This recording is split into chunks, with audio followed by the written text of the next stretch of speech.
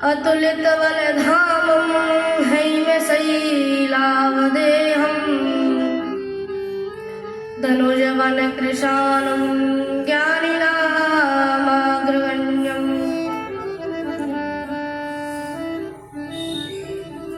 बोलिए श्री वृंदावन बिहारी लाल की, श्री सद्गुरुदेव भगवान की जय। जय श्री राधे। अकारण भक्त वांछा कल्पतरु भगवान श्री राधा रमण लाल जी की अहेतु की कृपा एवं श्री सद्गुरुदेव भगवान के अनुग्रह अनुकंपा से आज हम सभी को इस कलयुग के कलुषित वातावरण में भी भगवान की दिव्य कथा सुधा रसपान करने का ऐसा सुंदर सुअवसर प्राप्त हो रहा है। यह निश्चित ही भगवान की हम सभी के ऊपर विशेष कृपा है। आइए हम सभी पंचम दिवस की कथा में प्रवेश करते हैं। पूर्व प्रसंग में हम सभी श्रवण कर रहे थे कि कैसे श्री दाऊ जी ने धेनुकासुर का उद्धार किया और उसके बाद आइए हम सभी कालिये नाग मान मृदन लीला को श्रवण करते हैं। एक दिन कन्हैया सवेरे सवेरे अपने ग्वाल वालों को लेकर पहुंच गए यमुना किनारे कालिये दह पर, और वहां पहुंचकर कन्हैया अपने ग्वाल वालों के साथ कंदुक क्रीड़ा करने लगे। मतलब भगवान गेंद को उछालने का खेल खेलने लगे। अचानक कन्हैया ने उस गेंद को बड़ी जोरों से उछालकर यमुना जी में गिरा दिया और उस गेंद को निकालने के बहाने कन्हैया ने यमुना जी के जल में छलांग लगा दी। यह सब देखकर सारे ब्रजवासी बालक घबरा गए और वह तुरंत चित्कार करते हुए मतलब रोते हुए नंद बाबा और यशोदा मैया के पास पहुंच गए। बाबा कन्हैया ने यमुना जी के जल में छलांग लगा दी। इतना सुनते ही सारे ब्रजवासी घबरा गए, क्योंकि सबको पता है कि उस कालिये दह पर भयंकर कालिये नाग रहता है। उसने यमुना जी के जल को विषाक्त बना दिया है। तो यह सब सुनते ही तुरंत सारे ब्रजवासी हा कृष्ण पुकारते हुए दौड़ पड़ते हैं। इधर कन्हैया यमुना जी में छलांग लगाकर सीधा पहुंच गए कालिये नाग के पास, जहां पर वह कालिये नाग आराम से सोया हुआ था। पर जैसे ही उस कालिये नाग की नाग पत्नियों ने कन्हैया के दर्शन किए तो उन्हें बड़ा आश्चर्य हुआ, क्योंकि जिस जल के स्पर्श मात्र से ही अन्य जीव मूर्छित होकर गिर पड़ते हैं, वही कन्हैया उस विषाक्त जल में भी सुरक्षित खड़े हुए थे। तो उन्हें तो नाग पत्नियों को बड़ा आश्चर्य हुआ कि ये कोई साधारण बालक नहीं है। और तुरंत वह कन्हैया को बाहर जाने के लिए इशारा करती हैं कि जल्दी से यहाँ से बाहर चले जाओ, कहीं तुम्हें मेरे स्वामी ने देख लिया तो बड़ा अनर्थ हो जाएगा। इतना सुनते ही कन्हैया ने मुस्कुराते हुए कहा, देवियों, मैं तो तुम्हारे स्वामी से ही मिलने आया हूँ, इसलिए जल्दी से बुलाओ अपने पति देव को। इतना सुनते ही उस कालिये नाग की नींद खुल गई और वह तुरंत रोष में भरकर कन्हैया की तरफ दौड़ पड़ा। कन्हैया ने देखा कि कालिये नाग अपने फणों को फैलाकर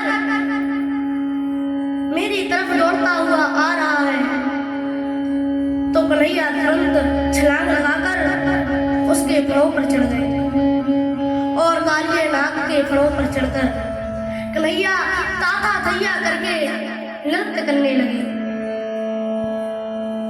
कन्हैया को कालिए नाग के फणों के ऊपर नृत्य करता हुआ देख सारे देवता आकाश मार्ग से जय हो करते हुए दिव्य पुष्पों की वृष्टि करने लगे, उनका स्वागत करने लगे, क्योंकि रस्सियों के ऊपर उछल कूद करता हुआ खूब बड़े बड़े नटों को देखा, पर ऐसा नटवर पहली बार देख रहे हैं जो कालिए नाग के फणों के ऊपर नृत्य कर रहा है। तो यह सब देखकर सारे देवता भी भगवान का स्वागत करने लगे और कुछ ही देर में उस कालिए नाग के सारे फण रक्त रंजित हो गए। मतलब अब कुछ ही देर में वह कालिए नाग मरने ही वाला था। तो यह सब देख कर तुरंत उन नाग पत्नियों ने हाथ जोड़कर भगवान से प्रार्थना करी कि हे प्रभु, हमारे स्वामी के अपराध को क्षमा करें, उनसे बड़ी भारी भूल हो गई है। नाग पत्नियों की प्रार्थना करने पर भगवान उनके ऊपर प्रसन्न हो गए और तुरंत भगवान कालिए नाग के फणों से नीचे उतर आए। पर जैसे ही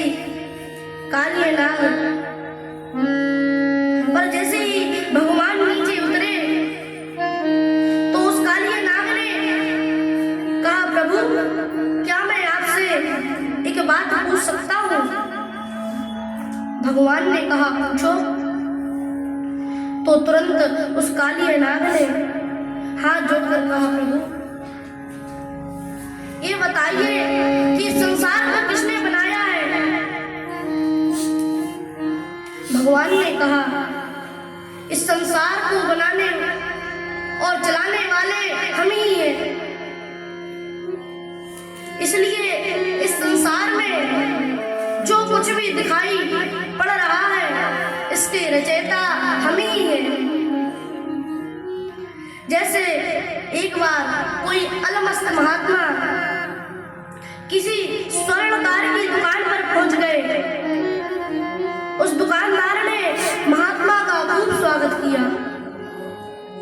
अचानक महात्मा को कोई बात सूझी और महात्मा ने अपना हाथ बढ़ाते हुए उस दुकानदार से कहा, लो, भगवान के हाथों में अंगूठी पहना दो। महात्मा के मुंह से यह सब सुनकर उस दुकानदार को बड़ा बुरा लगा। महाराज, कुछ तो लिहाज करो, आप महात्मा हैं। इसका मतलब ये तो नहीं कि आप कुछ भी कह सकते हैं, क्योंकि आप तो अपने आप को पूरा भगवान ही समझ रहे हो। तुरंत महात्मा ने कहा, मुझे क्षमा करना,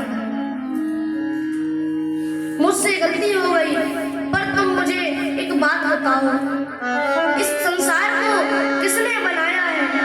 दुकानदार ने कहा, महाराज, ये तो सबको पता है कि संसार को बनाने वाले भगवान ही है। मतलब भगवान ने ही इस संसार को बनाया है। महात्मा ने कहा, अच्छा, ये बात है। और इस संसार में रहने वाले लोगों को किसने बनाया? तो उस दुकानदार ने कहा, महाराज, ये आप कैसी बात कह रहे हो? क्योंकि जब इस संसार को बनाने वाले भगवान हैं, तो इस संसार में रहने वाले लोगों को भी तो भगवान ने ही बनाया है। इसलिए सबको बनाने वाले भगवान ही हैं। इतना सुनते ही महात्मा ने कहा, हो सकता है भगवान ने सबको बनाया हो, पर दो को छोड़ कर छोड़ दिया हो, एक तुम्हें और दूसरा हमें। उस दुकानदार ने कहा, महाराज ये आप कैसी बात कह रहे हो? इस संसार में रहने वाले जितने भी प्राणी हैं उन सबको बनाने वाले भगवान ही है और सब भगवान का ही है। इतना सुनते ही महात्मा ने मुस्कुराते हुए कहा, फिर इस हाथ को क्या तेरे बाप ने बनाया है? मैं भी तो तुझसे वही कह रहा था कि ले भगवान के हाथों में अंगूठी पहना दे। इतना सुनते ही दुकानदार नतमस्तक हो गया और उसने तुरंत अपनी तिजोरी से अंगूठी निकालकर और उस अंगूठी को वह महात्मा के उंगली में पहनाने लगा। महात्मा ने तुरंत अपने हाथ को खींच लिया और बोले, अंगूठी मुझे नहीं चाहिए, मैं तो तुझे समझाने के लिए आया था।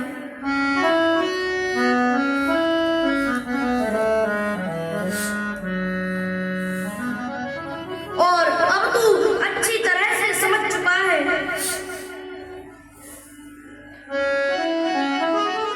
कि सबको बनाने वाले भगवान ही है और सब भगवान का ही है, इसलिए अब हम चलते हैं।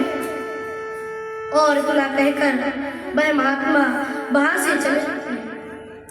उसी प्रकार आज ये कालिया नाग भी भगवान से कहता है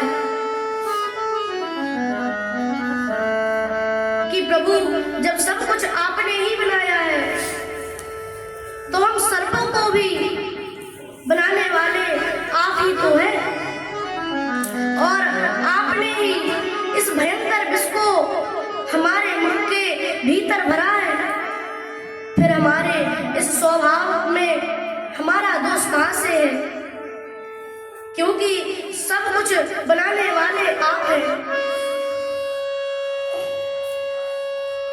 कालिया नाग की इस प्रकार से सरलतापूर्ण बातों को सुनकर भगवान प्रसन्न हो गए और भगवान ने कहा, अब तुम सीधा यहाँ से रमणक द्वीप के लिए द्वीप चले जाओ और अपनी पत्नियों सहित वहां वास करो। कालिया नाग ने कहा, जो आज्ञा प्रभु। और उसके बाद कालिया नाग अपने फणों में बैठा कर प्रभु को उस जल से बाहर लेकर आया और वह कन्हैया को प्रणाम करके अपनी पत्नियों सहित रमणक द्वीप के लिए प्रस्थान करता है। उसके बाद जैसे ही कन्हैया जल से बाहर आए तो कन्हैया को देखकर सारे ब्रजवासी खुशी से उछल पड़े और तुरंत यशोदा मैया ने दौड़कर कन्हैया को अपनी छाती से लगा लिया। उस समय पर ऐसा लग रहा था जैसे ब्रजवासियों के शरीर में गुना प्राणों का संचार हो गया। सब ब्रजवासी कन्हैया को देखकर बड़े आनंदित हो रहे थे और कन्हैया का दर्शन करके सब ब्रजवासी इतने भाव विभोर हो गए कि उन्हें पता ही नहीं चला कि कब सूर्यास्त हो गया। अब सूर्यास्त होने के बाद अंधेरे में वह